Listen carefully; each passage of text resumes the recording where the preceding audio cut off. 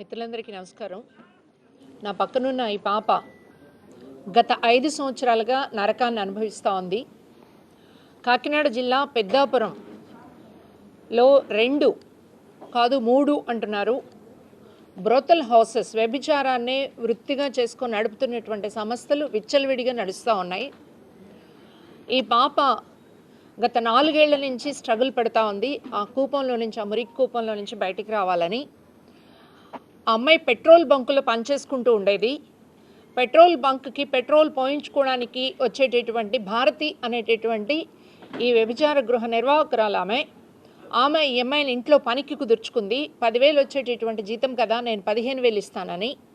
ఇంటికి తీసుకువెళ్ళిన తర్వాత అక్కడ ఉన్న వాతావరణము, వచ్చిపోయే మగవాళ్ళు, ఈ వాతావరణం చూసి అమ్మాయి పని మానేయడానికి ట్రై చేసింది. అయితే ఆ అమ్మాయిని బయటికి రానివ్వలేదు.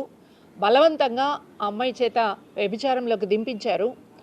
5-6 నెలలకే అమ్మాయి గర్భం రావడం, సంవత్సరంలో బిడ్డను కనడం, ఆ బిడ్డను కన్న తర్వాత ఆ బిడ్డ మీద మమకారంతో పెంచుకోవాలని ప్రయత్నం చేయడం, దానికోసం అక్కడి నుంచి బయటికి వెళ్ళాలని రకరకాల ప్రయత్నాలు చేసినా ఎన్నిసార్లు కూడా సక్సెస్ కాలేదు. ఫైనల్గా గత 8 నెలల క్రితం పోలీసుల దగ్గరికి చేరింది. అక్కడ ఒక పంచాయతీ నడిచింది. చాలామంది దగ్గరికి ఆమె సహాయం కోసం తిరిగింది. ఆ విషయాలన్నీ ఆమె వివరిస్తుంది. ఫైనల్గా తులసి చంద్ర దగ్గరికి వెళ్ళిన తర్వాత ఆమె చెప్పినటువంటి విషయాల ఆధారంగా ఒక యూట్యూబ్ చేయడమే కాకుండా ఆ యూట్యూబ్ని, అందులో విషయాన్ని ఆ అమ్మాయి చంద్రబాబు నాయుడు గారికి, అలాగే deputy chief minister Pawan Kalyan గారికి, నారా లోకేష్ గారికి, హోమ్ మినిస్టర్కి, వీళ్ళందరికీ ట్యాగ్ చేసింది. బట్ ఇంతవరకు అమ్మాయికి రిప్లై రాలేదు. రెండవది, ఇంతవరకు ఎవరూ నోరు తెరవలేదు. మనందరికీ తెలుసు, ఆ పెద్దాపురం అనేది అక్కడ గతంలో మనందరికీ తెలిసిన విషయమే.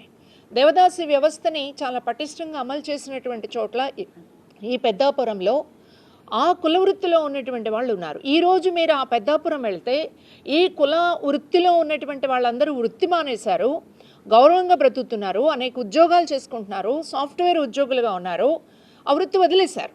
అయితే దాన్ని బేస్ చేసుకొని అనేక చోట్ల చుట్టుపక్కల ప్రాంతాల నుంచి కాలేజీ అమ్మాయిల్ని, ఇలాగే నిస్సహాయంగా ఉండేటటువంటి అమ్మాయిల్ని, పేద కుటుంబాల్లో ఉండేటటువంటి అమ్మాయిల్ని రకరకాల రూపాల్లో అట్రాక్ట్ చేయడం, వృత్తిలోకి దించడం, బలవంతంగా వృత్తి వ్యాపారం చేయడం అనేది సాగుతూ ఉంది. దీనికి అమ్మాయి చెప్పిన సమాచారం మేరకు కానీ ఈ 4 రోజుల నుంచి, అంటే వీడియో బయటకు వచ్చిన తర్వాత పోలీసుల వ్యవహార శైలి కానీ, అంటే ఒక ఎస్పీ, ఇక్కడ పనిచేసిన ఎస్పీ హైదరాబాద్ నుంచి ఇక్కడికి ఇన్ఫామ్ చేసి దీని మీద ఏదో ఒకటి యాక్షన్ తీసుకోండి అని చెప్తే తప్ప ఎఫ్ఐఆర్ నమోదు కాలేదు. ఎఫ్ఐఆర్ నమోదైన తర్వాత పోలీసులు భారతి ఇంటికి వెళ్ళారు. భారతి ఇంటికి వెళ్ళి ఆమె అబ్స్కాండ్ అవ్వడానికి పోలీసులే దోహదపడ్డారు. ఇప్పుడు ఈ అమ్మాయి మీద ఒత్తిడి చేసి రాజీ కోసం ప్రయత్నాలు చేస్తూ ఉన్నారు. ఆ అమ్మాయి నివాసం ఉన్నటువంటి ఇంటి చుట్టుప్రక్కల వాళ్ళని తీసుకొచ్చి ఒత్తిడి చేసి మేమేం చేస్తామో వాళ్ళకి తెలియదు అని చెప్పేసి బెదిరింపు చేస్తున్నారు. మేము రక్షణ కల్పిస్తామని కానీ, దీని మీద చర్య తీసుకుంటామని కానీ నిన్న హోమ్ మినిస్టర్ ట్వీట్ చేశారు. ట్వీట్ చేసినప్పుడు నేను ఒక మెసేజ్ పెట్టాను హోమ్ మినిస్టర్ గారికి. తక్షణం 2 పనులు చేయాల్సింది. 1, భారతిని అరెస్ట్ చేయాలి.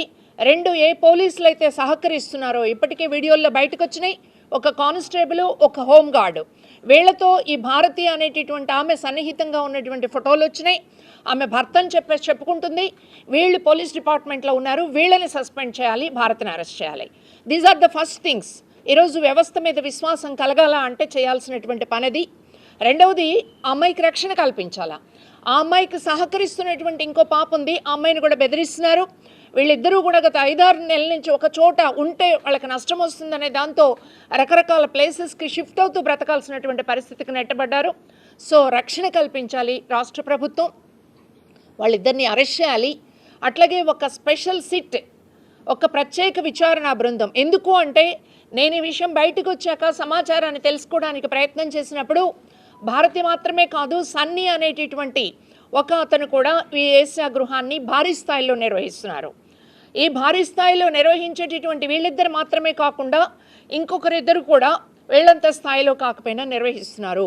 వీళ్ళందరికీ స్థానిక పోలీసులకి, రాజకీయ నాయకులకు కూడా ముడుపులంతా ఉన్నాయి. కాబట్టి దీన్ని ఛేదించాలి అంటే ప్రభుత్వం ఒక ప్రత్యేక ఇన్వెస్టిగేషన్ టీమ్ని వేయాల్సిన అవసరం ఉంది.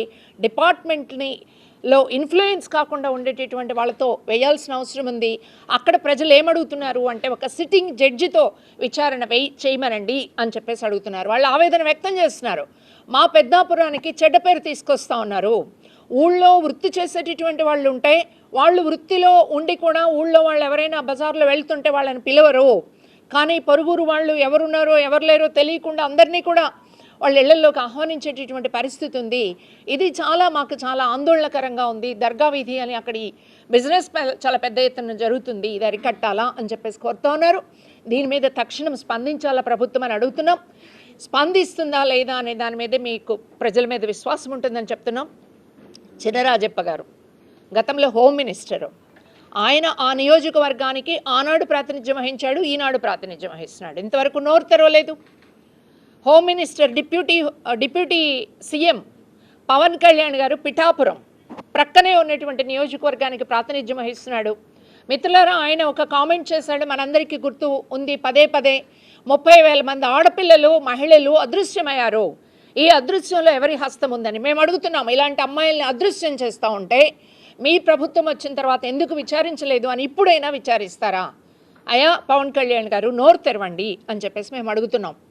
మీ పార్టీ నాయకురాలే వినుత అనేటటువంటి ఒక అమ్మాయి, ఆ అమ్మాయి బెడ్రూమ్లో ఫొటోస్ తీస్తే హెచ్చరిక చేశారు కదా బహిరంగంగా.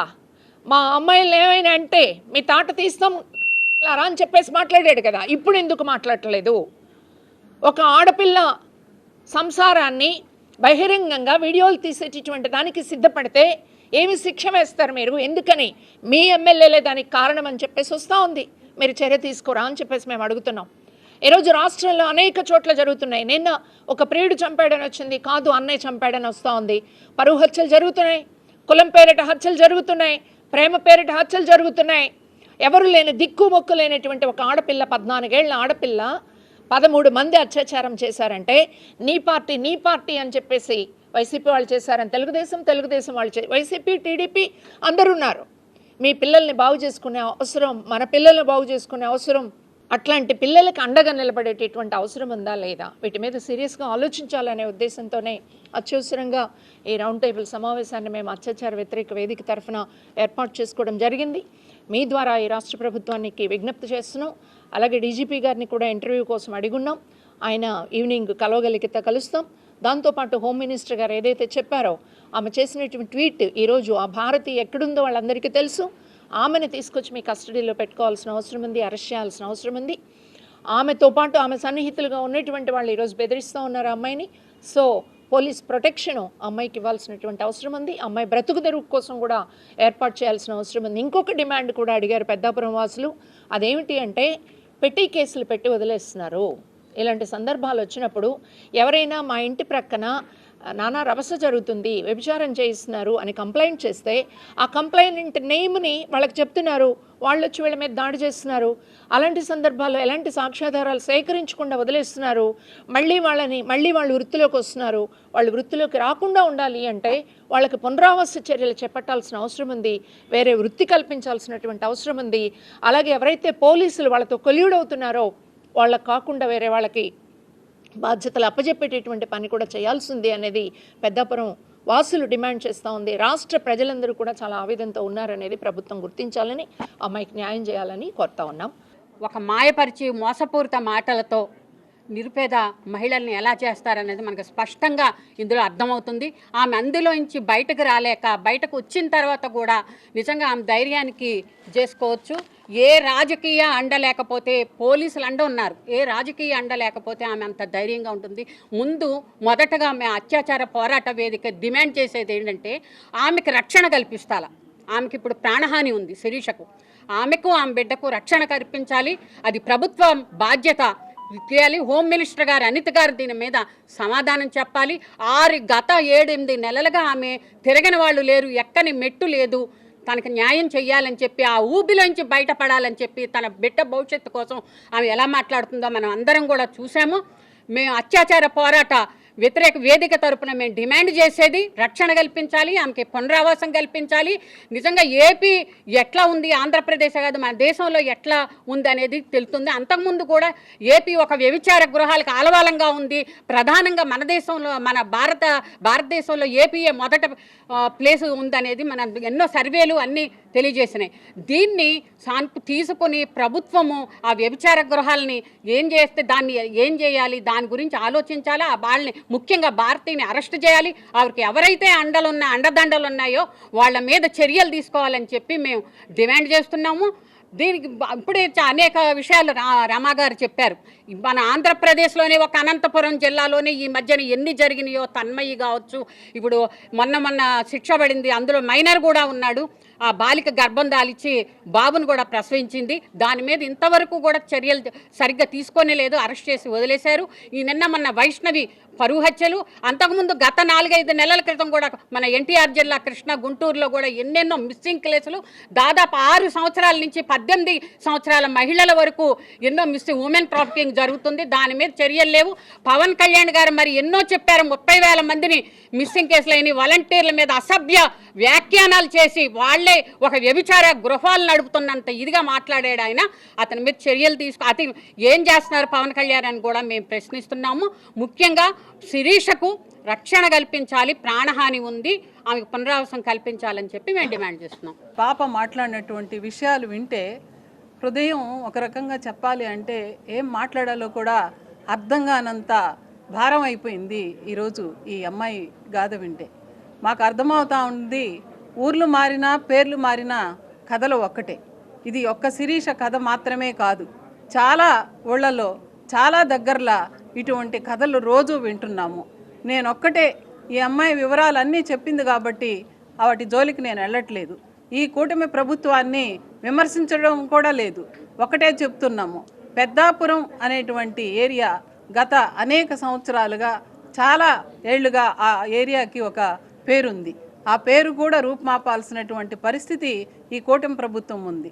ఒక్క శిరీష మాత్రమే ఈరోజు ధైర్యంగా బయటకు వచ్చిందని చెప్పి మనం అనుకుంటున్నాము.